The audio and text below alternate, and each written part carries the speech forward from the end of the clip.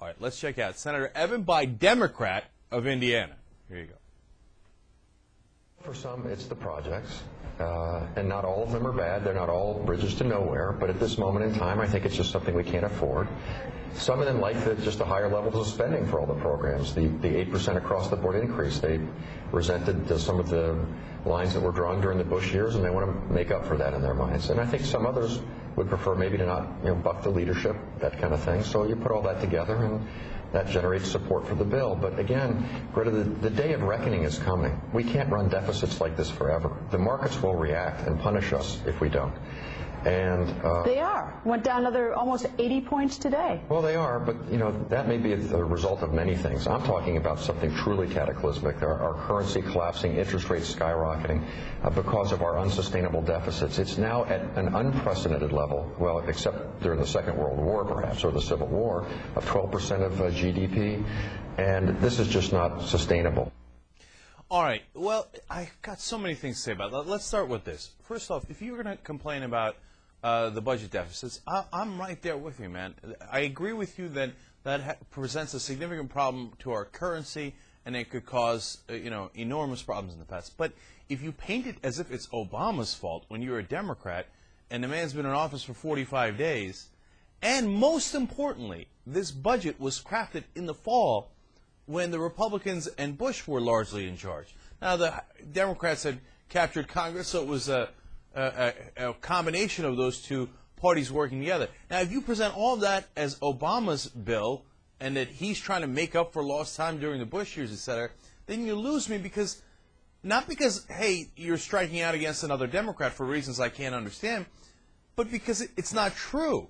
So why are you putting it on Obama? That doesn't seem, on Fox News, that doesn't make any kind of sense to me. Number two, you're feeding into exactly the talking point they want on Obama and the Democrats. Did you not hear Greta Van Susteren jump all over it? He says, the markets will punish us. And Greta jumps in and goes, yes, they're doing it now. You see? Because the talking point on Fox is the markets are going down because of Obama's president, and he's been president for a couple of weeks.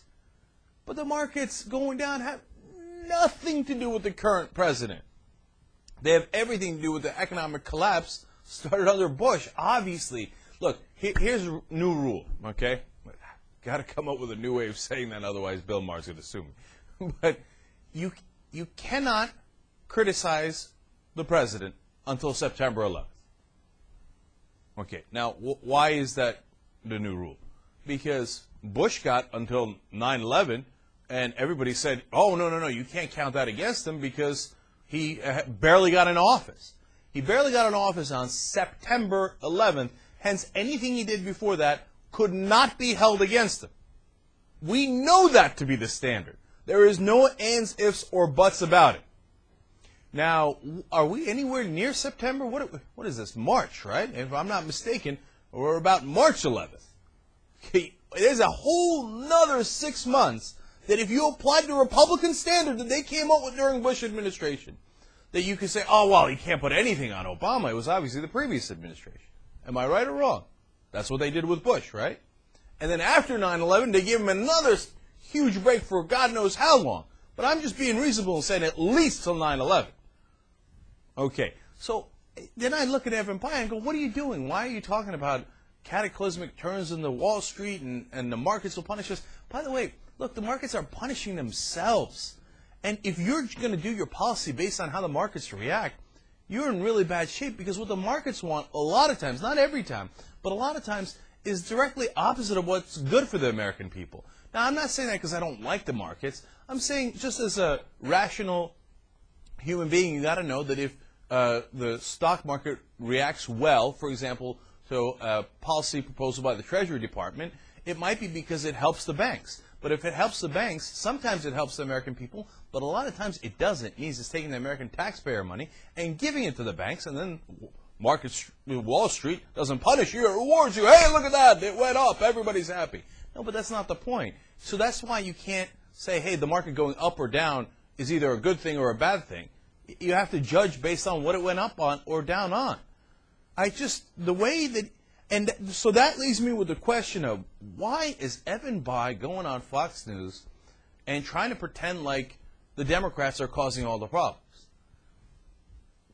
He's got to have in his mind a plan that, hey, if I appear to be a centrist, if I go ahead and, come out against my own party, that this is going to serve me well in the long run, right? Because, look, he ran for president last time for about 2.5 days until everybody said, who the hell are you, Evan Bayh?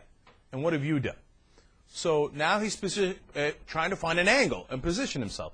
Look, you think politicians don't play politics? Oh, come on, man. Obviously this is politics. So it appears that Evan Bayh's new shtick is going to be the new Joe Lieberman. And then he will probably run whenever, 4 years, 8 years, but not likely to be 4 years, but much more likely to be 8 years, where he'll come out and say, I'm Evan Bayh, I'm in the middle of the country, I'm bipartisan, I'm post-partisan, come and elect me. Remember how I used to crap all over the Democrats and Obama when he was president?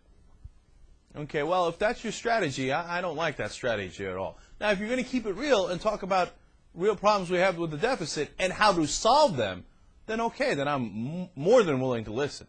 But that, I don't think, was constructive at all.